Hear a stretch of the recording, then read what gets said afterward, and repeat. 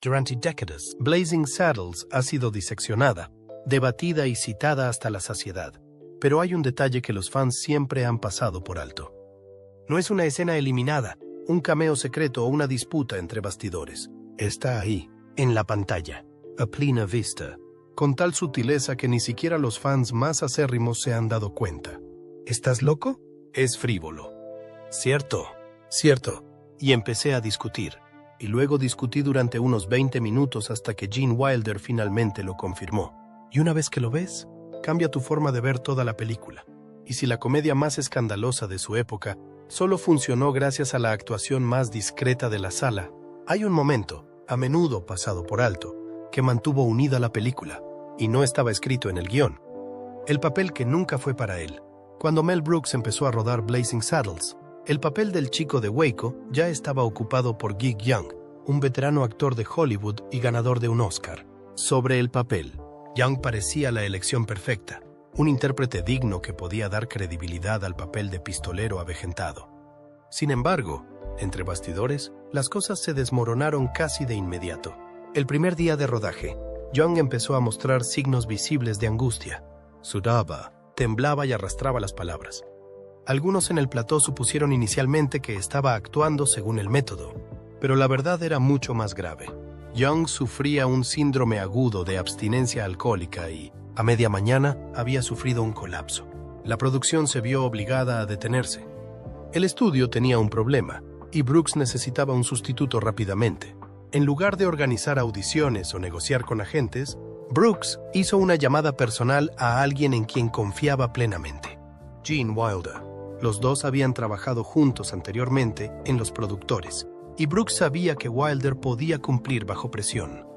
Lo sorprendente es lo poco que Wilder necesitó saber antes de decir que sí. Según Brooks, Wilder no pidió el guión, ni el sueldo, ni siquiera una descripción del papel. Simplemente aceptó y voló al día siguiente. No fue un movimiento profesional calculado, fue un favor entre colaboradores, y posiblemente una misión de rescate para una película en peligro. Gene Wilder llegó al plató en menos de 24 horas, aún con jet lag, pero listo para asumir un papel que nunca había ensayado. La rapidez con que Wilder se hizo con el personaje tiene algo de mítico. Mientras que la mayoría de los actores se preparan durante semanas o meses, Wilder solo dispuso de unas horas. Pero en el momento en que las cámaras rodaron, ya estaba habitando el Waco Kid como si hubiera vivido en las botas del personaje durante años. Lo que hizo tan eficaz su actuación no fue solo su talento, fue su voluntad de aparecer plenamente presente en el caos. Su llegada no solo salvó a la película de un colapso prematuro, sino que cambió el tono de todo el personaje. Nunca lo sabremos, pero la versión de Wilder se convirtió instantáneamente en un icono. Aún así, plantea una pregunta interesante. ¿Siempre estuvo Wilder destinado al papel, aunque el casting no lo dijera al principio? Brooks nunca lo definió como un destino, pero tenía clara una cosa. Una vez que Wilder se metió en el papel, ya no hubo vuelta atrás. Lo que empezó como un casting de emergencia se convirtió en una de las actuaciones más célebres de la historia de la comedia. The Waco Kid no era solo un plan alternativo. Se convirtió en un referente de la sutileza cómica. Y todo empezó con una llamada telefónica en medio de un desastre de producción. Así como Wilder intervino para rescatar el papel, lo que hizo a continuación con él fue algo que nadie en el plató esperaba, y lo cambió todo. La decisión de Gene Wilder de interpretar a Waco Kid no fue casual. Fue una elección deliberada que hizo antes incluso de pisar el plató. Según Mel Brooks, Wilder aceptó unirse a la producción con una condición clara. No iba a interpretar al personaje para reírse. En una película rebosante de payasadas, absurdo y caos, Wilder insistió en ofrecer una interpretación contenida, casi lúgubre. No era un actor cómico intentando robar escenas. Era alguien que entendía el poder del contraste. Wilder no forzó sus líneas ni exageró sus expresiones. En su lugar, se inclinó hacia la quietud, dando a Waco Kid una especie de gravedad silenciosa que permitió que la locura circundante floreciera. Este enfoque no era solo una preferencia creativa, fue un movimiento calculado que cimentó toda la película. Más tarde, Mel Brooks atribuyó a la sutileza de Wilder la columna vertebral de Blazing Saddles. Mientras que personajes como Hedley Lamar y Mongo llevaban el absurdo al límite, Waco Kid se distinguía como un fantasma del viejo oeste, quemado, reflexivo y extrañamente digno. La ahora famosa escena de la cárcel, en la que el chico explica que le tiemblan las manos y que ha perdido los nervios, no solo estaba cargada de ironía. Wilder la interpretó con un cansancio que rozaba lo trágico. Hacía que la frase fuera divertida. Sí, pero también humana. Sin el enfoque interiorizado de Wilder, la sátira de la película podría haber caído en la farsa. Curiosamente, la insistencia de Wilder en ser directo puede haber reflejado también su propia incomodidad con el exceso. Quienes trabajaron con él lo describen a menudo como reflexivo, metódico y profundamente comprometido con la autenticidad emocional. En ese sentido, Waco Kid se convirtió en una extensión del ethos personal de Wilder, un observador que no necesitaba gritar para ser escuchado. Incluso cuando pronunciaba frases absurdas, su ritmo era preciso y su tono controlado. No es de extrañar que el público cite a menudo sus frases, no porque sean las más sonoras, sino porque son las más inesperadas. En una película basada en chistes, la actuación de Wilder fue la pausa que hizo que los chistes cayeran con más fuerza. ¿Era arriesgado el enfoque de Gene Wilder? Podría decirse que sí. En manos de un actor menor, interpretar el papel con tanta contención podría haber pasado a un segundo plano. Pero Wilder entendía algo crítico sobre la comedia. El contraste realza lo absurdo. Al negarse a hacer el payaso, hizo más divertida la locura de los demás. Su quietud se convirtió en el ojo de la tormenta. Esa elección, tranquila, segura y controlada, se convirtió en la actuación que sigue definiendo la película décadas después. Antes de que Blazing Saddles llegara a los cines, el nombre de Richard Pryor estaba estrechamente ligado al proyecto, no solo como guionista, sino también como el actor originalmente elegido para interpretar al Sheriff Bart, Mel Brooks. Reconociendo la fuerza cómica de Pryor y su relevancia cultural, le había propuesto para el papel. Su participación como co-guionista fue crucial para dar forma a la voz de la película, especialmente a su comentario sin filtros sobre la raza y el poder en Estados Unidos. Sin embargo, mientras que las contribuciones de Pryor entre bastidores permanecieron intactas, sus posibilidades de protagonizar la pantalla se vieron bruscamente truncadas. Los ejecutivos de Warner Brothers, recelosos de sus polémicas públicas y de sus problemas con el consumo de sustancias, acabaron por bloquear su contratación. Su decisión modificó la química de la película y alteró un posible punto de inflexión en la historia de la comedia. Gene Wilder reconoció más tarde esta oportunidad perdida, reflexionando a menudo sobre lo que podría haber sido la película con Pryor a su lado. Los dos se compenetraron en películas posteriores como Silver Streak y Stir Crazy, donde su ritmo cómico y su contraste crearon algunos de los dúos más memorables del cine. Si Pryor hubiera aceptado el papel de Bart en Blazing Saddles, habría marcado el inicio de esa asociación años antes. Wilder nunca expresó su resentimiento, pero sí reconoció que su química podría haber cambiado el tono de la película. ¿Se habría interpretado de forma diferente la tranquila tristeza de los chicos de Waco junto al explosivo ingenio de Pryor?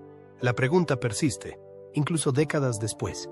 A pesar del cambio de reparto, las huellas de Pryor siguen estando presentes en toda la película. Su voz está incrustada en el ritmo de los chistes y la agudeza de la sátira. Cleavon Little hizo una interpretación poderosa de Bart, pero el filo subyacente en muchas de las líneas era puro Pryor. El propio Wilder atribuyó la mordacidad de la película a las aportaciones de Pryor al guión. En muchos sentidos, Pryor dio forma a la honestidad emocional de la película y a su negativa a suavizar su comentario racial, aunque nunca apareciera en pantalla.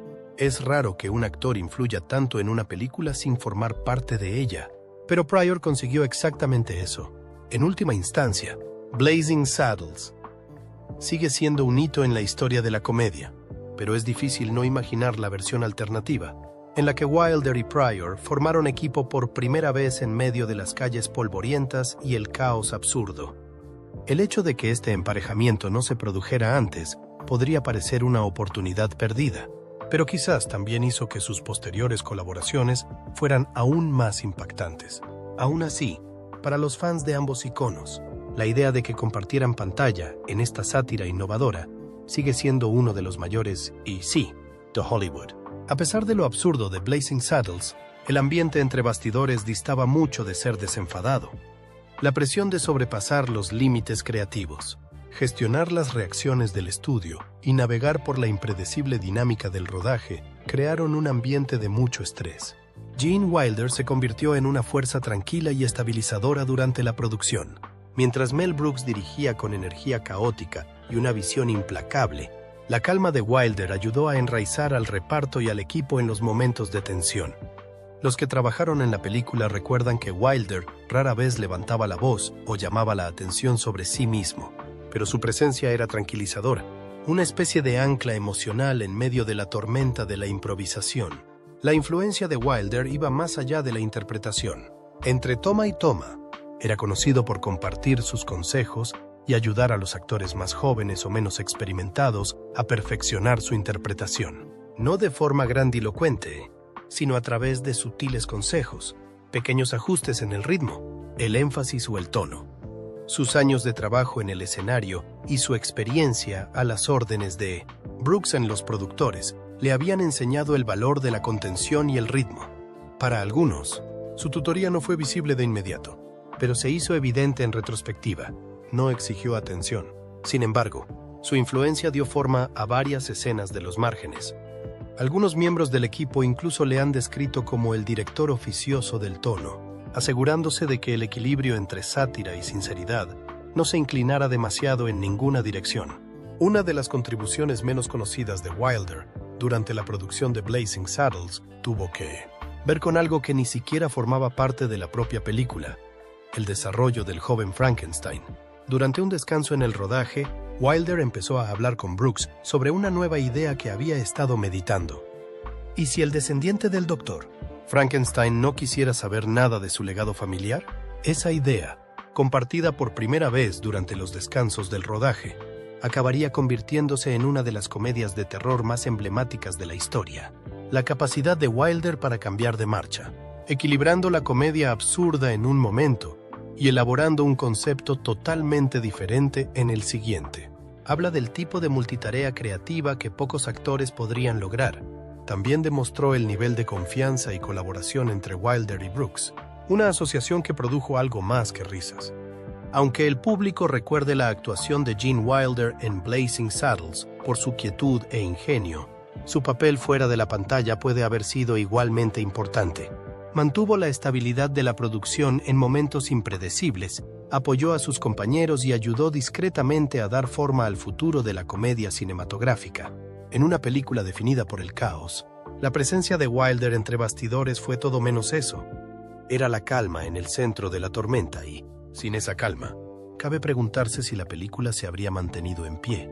La tragedia bajo la risa. La interpretación de Gene Wilder del chico de Waco en Blazing Saddles suele recordarse por su tono inexpresivo y su perfecta sincronización cómica, pero bajo la superficie, Wilder cubrió su actuación con una sorprendente carga emocional. Lejos de ser un simple pistolero borracho, el chico de Waco es retratado como un hombre profundamente dañado, atormentado por su pasado y desilusionado con el mundo que le rodea. Wilder, conocido por su sensibilidad como actor, trató el papel con una seriedad inesperada. Los temblores nerviosos de las manos y la actitud distante de su personaje no eran meros chistes, sino indicadores sutiles de un trauma, tal vez incluso de estrés postraumático, que Wilder decidió interpretar como real y no como exagerado. Este enfoque más profundo diferenciaba al chico de Waco de los demás personajes que le rodeaban. En una película en la que muchas interpretaciones se inclinaban hacia una sátira escandalosa, la actuación de Wilder sugería que la honra y el retraimiento del chico tenían su origen en una auténtica desesperación. Los espectadores que vuelven a ver la película con esto en mente, a menudo se dan cuenta de cómo Wilder resta importancia a escenas que otros podrían haber interpretado como payasadas. En un momento clave, cuando el chico recuerda que era el más rápido del oeste, no hay jactancia en su tono, solo arrepentimiento. Se siente menos como nostalgia y más como una confesión. Estos matices no se perciben inmediatamente en el primer visionado, pero perduran y modifican silenciosamente el recuerdo del personaje. Lo que resulta especialmente notable es cómo Wilder utiliza la quietud y el silencio para señalar el dolor del chico de Waco.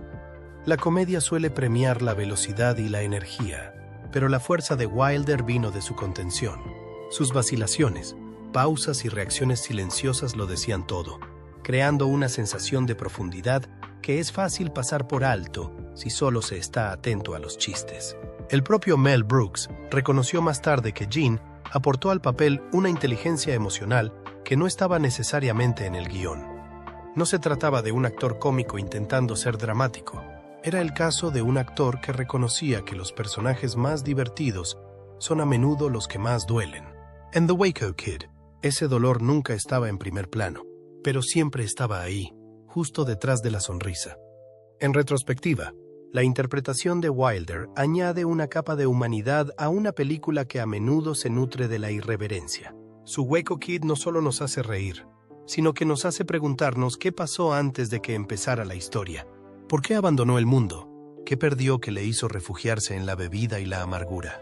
Estas preguntas no se responden directamente en la película, pero la interpretación de Wilder hace que sea imposible ignorarlas. Es un recordatorio de que, incluso en la parodia, la emoción real tiene cabida, y en Blazing Saddles llega silenciosamente en una mano temblorosa y una mirada cansada. Pero así como la silenciosa tristeza de Wilder dio a The Waco Kid una profundidad sorprendente, lo que ocurrió detrás de las cámaras reveló un desafío totalmente diferente: mantener la cara seria, escenas que nunca vio. A pesar de la serena presencia en pantalla de Gene Wilder en Blazing Saddles, muchos de sus momentos más memorables estuvieron a punto de no llegar a la película final. No por problemas de interpretación, sino porque el reparto y el equipo no paraban de reírse. La sutileza de Wilder y sus frases perfectamente sincronizadas a menudo pillaban a la gente desprevenida, lo que dificultaba las tomas limpias. Varios miembros del equipo han recordado que algunos de los momentos más divertidos de la película se rodaron varias veces, simplemente porque alguien fuera de cámara rompía a reír. En varios casos, incluso el propio Mel Brooks tuvo que ser retirado temporalmente del plató porque su risa se colaba en la pista de audio. El reto no era conseguir que Wilder actuara, sino que todos los demás aguantaran mientras él lo hacía. Un problema recurrente durante la producción fueron las escenas en las que las respuestas secas de Wilder llegaban de forma tan inesperada que los operadores de cámara y los técnicos de sonido no podían reprimir sus reacciones. No se trataba de grandes chistes diseñados para provocar aplausos, sino de frases tranquilas y poco convencionales que funcionaban por su contraste con la locura que le rodeaba. Por ejemplo, la sencillez con la que pronunciaba frases como «Tenéis que recordar que son simples granjeros, gente de la tierra, la arcilla común del Nuevo Oeste, ya sabéis». Imbécil hizo que se descartaran más tomas que en cualquier otra escena. Detrás de la cámara, la gente se volvió loca. Según algunos informes, incluso Cleavon Little tuvo dificultades para mantenerse en el personaje durante esas tomas. Algunos de los momentos más profundos del personaje de Wilder, en particular los que exploraban el estado emocional del niño de Waco, acabaron siendo eliminados de la película final.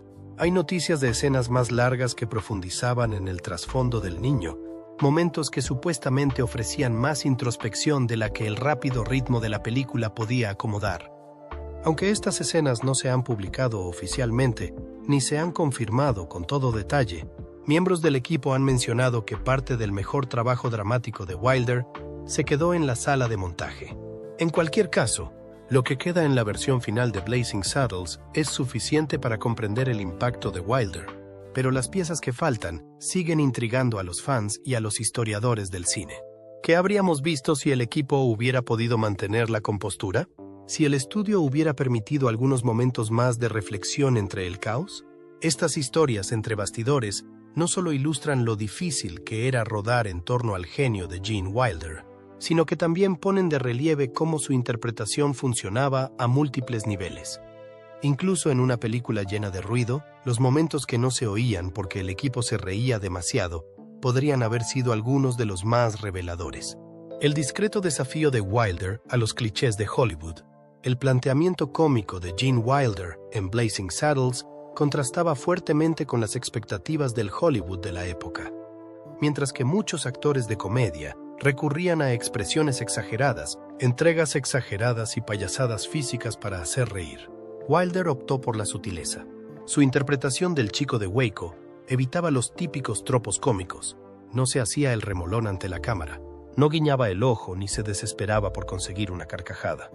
En su lugar, Wilder dejaba que el silencio, la plenitud y el momento fueran los protagonistas de sus escenas. Esto fue especialmente evidente en su introducción en la celda de la cárcel, una de las secuencias más memorables de la película. Acurrucado en una litera, medio K y apenas interesado, pronunciaba las líneas con el mínimo esfuerzo, pero el máximo efecto. El momento no gritaba su importancia, la susurraba, y eso lo hacía inolvidable.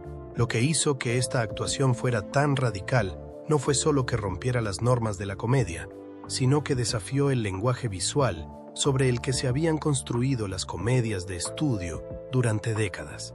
En una película en la que todo el mundo estaba sobrepasando los límites y yendo a lo grande, Wilder se echó atrás. Esta decisión no fue accidental, sino intencionada y arriesgada. La comedia, especialmente en los 70, premiaba la extroversión. Sin embargo, Wilder demostró que la moderación podía ser igual de poderosa cuando pronunció frases como ¿estamos despiertos? ¿Estamos despiertos? No estamos seguros. Con un sarcasmo seco y una calma sin pestañear, el humor no se debía a que actuara de forma graciosa, sino a que actuaba de forma real.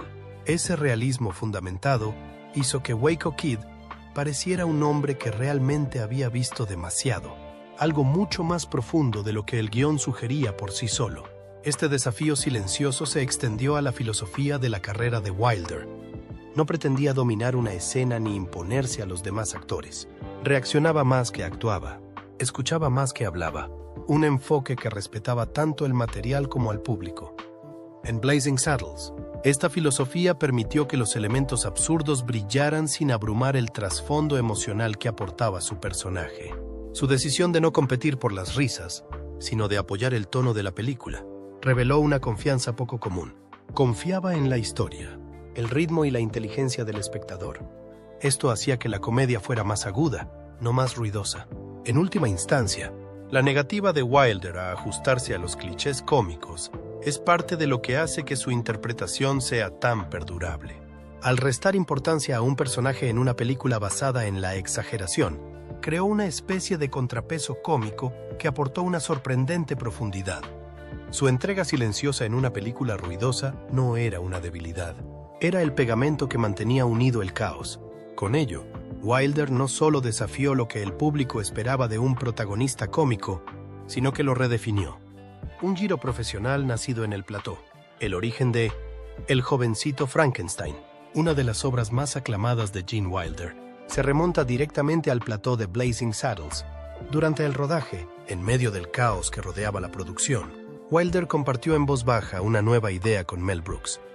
Ningún problema con Gene Wilder. Hubo una noche, eran las 5:3 o las 6, y dije, quiero que hagas la escena loca. No fue un gran lanzamiento o una propuesta formal. Fue una conversación pasajera entre tomas. Wilder se preguntó en voz alta, ¿y si el nieto del doctor Frankenstein estuviera desesperado por distanciarse del legado familiar?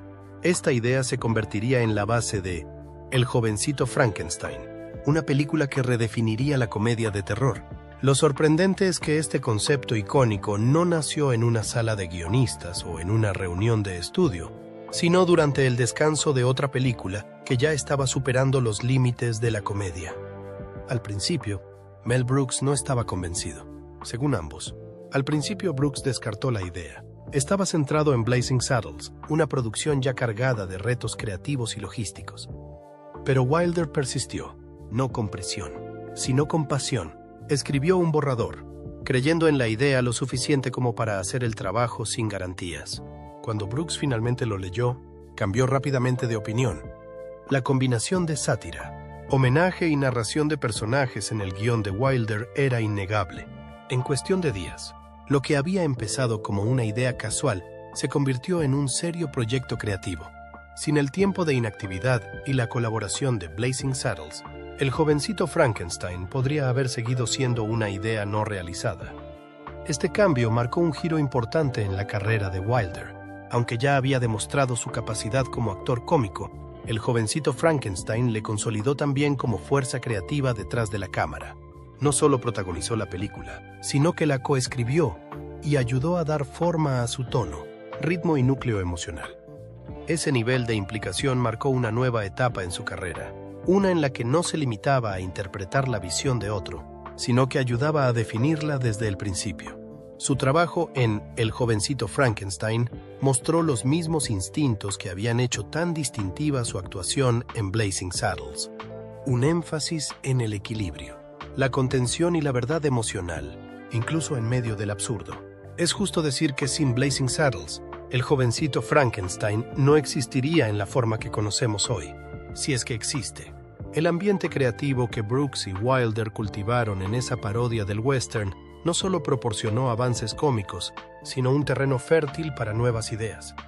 El paso de intérprete a creador de Wilder no se produjo a bombo y platillo. Vino de la determinación silenciosa y el momento perfecto. En retrospectiva, Blazing Saddles no fue solo un hito cómico. Fue la plataforma de lanzamiento de una de las mayores parodias de género jamás realizadas. Gene Wilder contra el sistema de estudios. El papel de Gene Wilder en Blazing Saddles fue mucho más allá de la interpretación. También apoyó a Mel Brooks durante las batallas más polémicas de la película con el estudio. Desde el principio, los ejecutivos de Warner Brothers se mostraron incómodos con la sátira racial, las blasfemias y la confrontación directa de la película con las normas sociales estadounidenses. Múltiples memorandos del estudio pedían cambios en el guión, suavizar el lenguaje y eliminar escenas clave que abordaban el racismo de forma demasiado abierta. A pesar de no ser productor ni director, Wilder apoyó firmemente la visión de Brooks y se resistió a los intentos de diluir el impacto de la película. Creía que el valor de la película residía en su voluntad de incomodar al público en aras de una verdad más profunda. El apoyo de Wilder no fue ruidoso ni dramático, pero sí inquebrantable. Al parecer, en conversaciones privadas y reuniones de producción, instó a Brooks a mantener el tono y el mensaje originales, aun a riesgo de que el estudio le retirara su apoyo. Wilder comprendía lo que estaba en juego, no solo para Blazing Saddles, sino para el tipo de comedia en la que creía. Desinfectar la película le habría quitado su objetivo principal, la sátira que revela verdades desagradables a través de la risa. Cuando se presionó a Brooks para que reescribiera las escenas en las que el sheriff Bart profería insultos racistas o para que suavizara el retrato de la ignorancia de la gente del pueblo, Wilder le apoyó, sabiendo que la conmoción formaba parte de la sátira. Sin ese filo, la película habría perdido su mordacidad. Esta discreta resistencia a la interferencia de los estudios reflejaba la actitud general de Wilder hacia el sistema de Hollywood. No era antagonista, pero se mostraba escéptico ante los ejecutivos que priorizaban la comodidad del mercado sobre la honestidad creativa. En entrevistas posteriores, Wilder señaló que la sátira nunca estuvo destinada a sentirse segura. Su fuerza procedía de la denuncia de contradicciones e hipocresías, especialmente en instituciones como las fuerzas del orden, la política y el mundo del espectáculo. Blazing Saddles no era solo una comedia para él, era una declaración. Y si esa declaración causaba incomodidad, que así fuera. Wilder no buscaba proteger al público de la ofensa. Ayudaba a sostener un espejo, por poco halagador que fuera. Cabe preguntarse si Blazing Saddles habría sobrevivido en su forma original sin el apoyo de Wilder. Brooks tenía la visión, pero fue la credibilidad de Wilder, sobre todo tras el éxito de los productores, lo que dio peso extra a su defensa. No era solo un actor, era un colaborador respetado dispuesto a desafiar el control institucional. En una película conocida por romper todas las reglas de la comedia educada, la postura de Wilder fuera de la pantalla era igual de subversiva. No gritó ni protestó, se mantuvo firme, y esa resolución silenciosa ayudó a preservar una de las comedias más intrépidas de la historia del cine estadounidense.